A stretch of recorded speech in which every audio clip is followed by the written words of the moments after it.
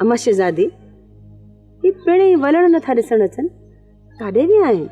बाबा त चाचे बचल खान जी औताक ते वियो आहे ऐं अदा वलण कुड़ी खणी निकितो आहे। कल मच्छी विकिणी आयो त ही कुछ पैसा ॾिना अथसि।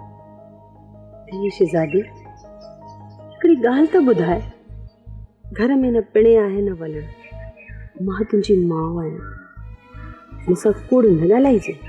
अम्मी कूड़ त मां अॻु में बि के घर भाती सां नाहे ॻाल्हायो। त तूं मूंखे ॿुधाए न, तूं शादी छो नथी करी? इहो त मां ॿुधाए चुकी आहियां, मुंहिंजी दिलि नथी मञे त मां शादी कयां। उन्हीअ जो बि को त सबबु हूंदो न। इहे ॻोठ राज जा माण्हू छा चवंदा? ईदन कहिड़े सबब जे करे पंहिंजी धीअ नथो उथारे? हिन दिलि ते भला कंहिंजो वसो त न हलंदो आहे न। धीअ भला जिते तुंहिंजी दिलि चवे ते तुंहिंजी शादी करायूं। धीअ तूं कुझु त ॿुधाए। न्याणियूं घणो वक़्तु घर में कोन विहारबियूं आहिनि। अम्मा कोई मूंखां छो त पुछो? जेकॾहिं ज़बरदस्ती शादी कराइण था चाहियो त भली कराए वठो। बमानियूं खाए रोईंदे या खिलंदे हयाती गुज़री वेंदी। न पुट, तूं चरी नथी, मूंखे पंहिंजी दिलि जी ॻाल्हि ॿुधाए।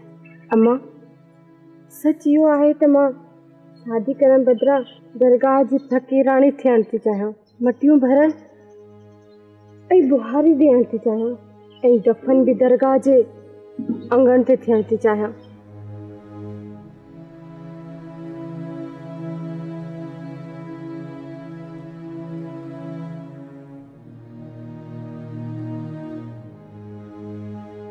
सब्सक्राइब कयो असांजो official YouTube channel Sindh TV HD drama ऐं वधीक अपडेट लाइ बेल आइकन खे क्लिक करियो।